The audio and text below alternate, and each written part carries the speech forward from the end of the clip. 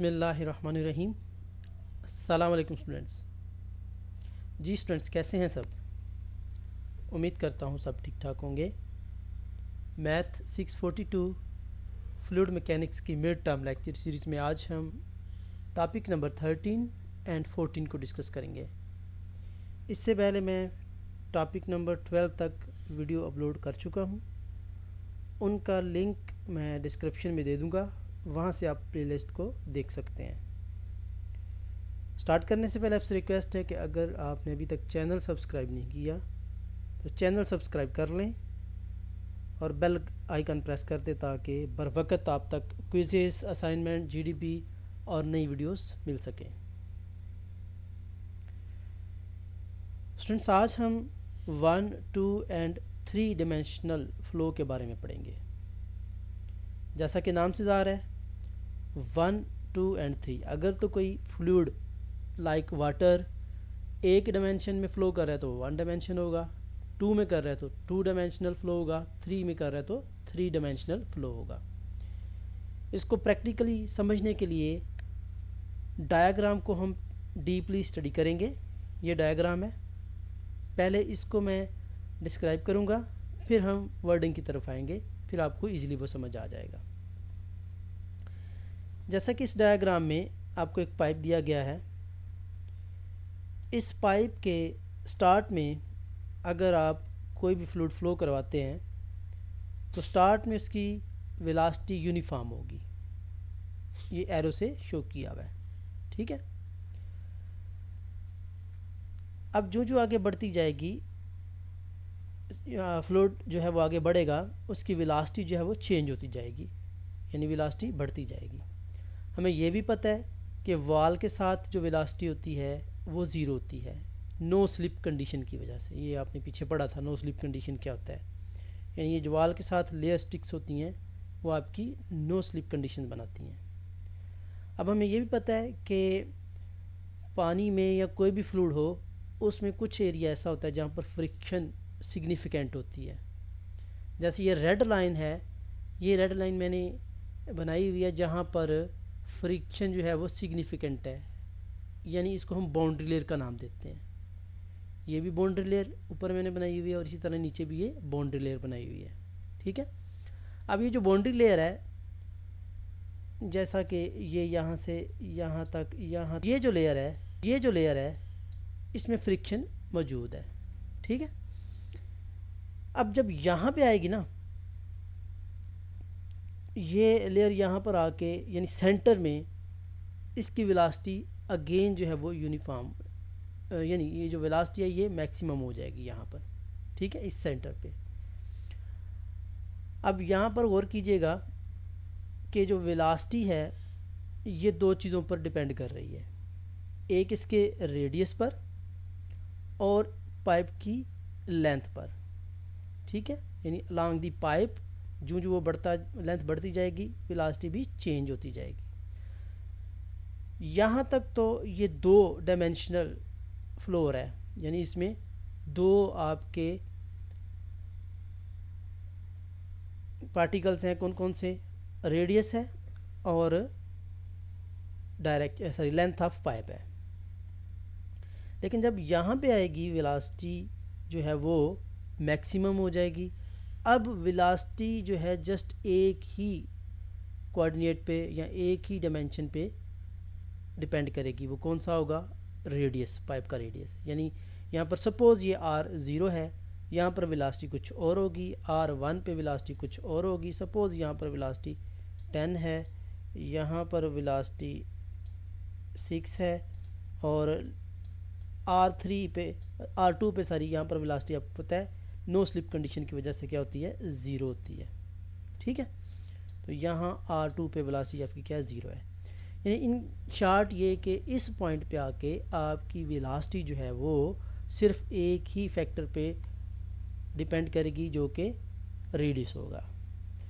अच्छा, जब तक ये एक डायमेंशन या 1 डायमेंशनल नहीं हो जाती तब तक वेलोसिटी जो है उसको, वेलोसिटी की प्रोफाइल को हम कहते हैं डेवलपिंग वेलोसिटी प्रोफाइल।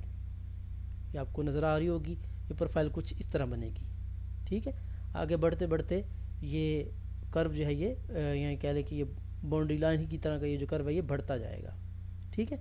और लास्ट में ये जो सेंटर है यहाँ पे आके ये पैराबोला की शेप बन जाएगी इसकी, ठीक है।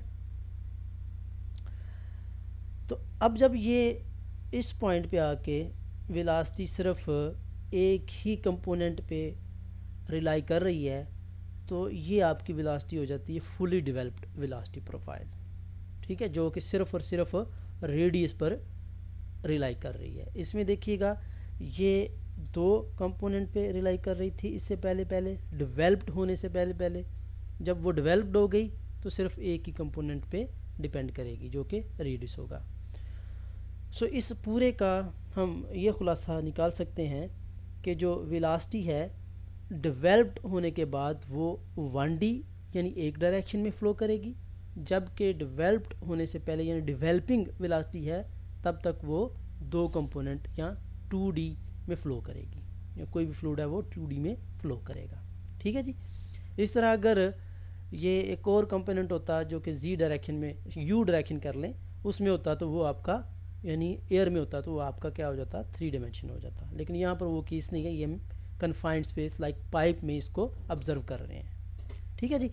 तो स्टूडेंट्स ये सारा खुलासा इस दोनों टॉपिक का है। मैं अब इसको जस्ट जो हाईलाइटेड वर्ड हैं उनको पढ़ूंगा, आपको समझ आ जाएगी, इसमें और कुछ नहीं करने वाला। A typical fluid flow involve a 3 dimensional geometry, यानी टिपिकल कह रहा है कि उसकी ज्योमेट्री जो होती है वो 3D होती है। एंड द वेलोसिटी में वेरी इन ऑल 3 डायमेंशन, और वेलोसिटी वेरी करती है जैसे कि हमने इस केस में देखा। Rendering the flow 3 dimensional x y z, ठीक है, यानी वो एक्स वाई और जी में वो कर सकती है। इन रेक्टेंगुलर आर, अगर तो रेक्टेंगुलर में है तो एक्स वाई जी होगा, और अगर सिलेंड्रिकल है तो सिलेंड्रिकल में वो आर यू जी में 3 कोऑर्डिनेट में ये फ्लो करेगी, ठीक है। इसमें जो न्यूमेरिकली आपका यहाँ क्विज बन सकता है वो ये हो सकता है कि रेक्टेंगुलर में वो एक्स वाई जी कोऑर्डिनेट होंगे और सिलेंड्रिकल में आर यू जी कोऑर्डिनेट में वो 3 डायमेंशन पे एक्ट करेगी, ठीक है जी। नेक्स्ट टॉपिक 14 को हम देखते हैं, उसी की एक्सटेंशन है टॉपिक नंबर 13 की।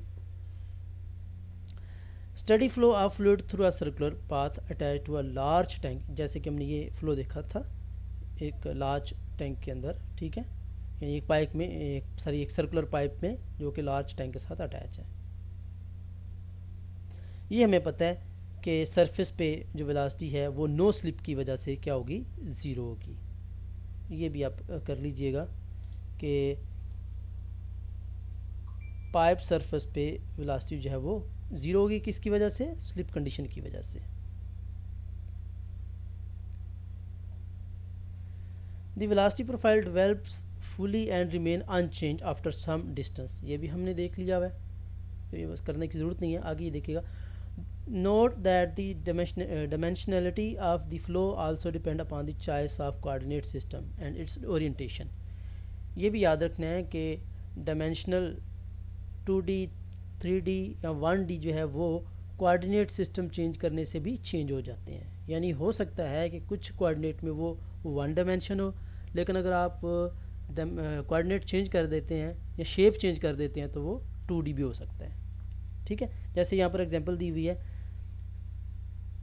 कह रहा फ्लो, ऊपर जो फ्लो डिस्कस किया गया था 1 dimensional in cylindrical coordinate but 2 dimensional in Cartesian coordinate. अगर इसी को हम सिलेंड्रिकल में देखेंगे तो वो ये 1 डायमेंशनल होगा, लेकिन जब हम रेक्टेंगुलर कोऑर्डिनेट को डिस्कस कर रहे हैं या कार्टेशियन कोऑर्डिनेट को डिस्कस करेंगे तो ये आपका 2D में कंसीडर होगा, ठीक है जी।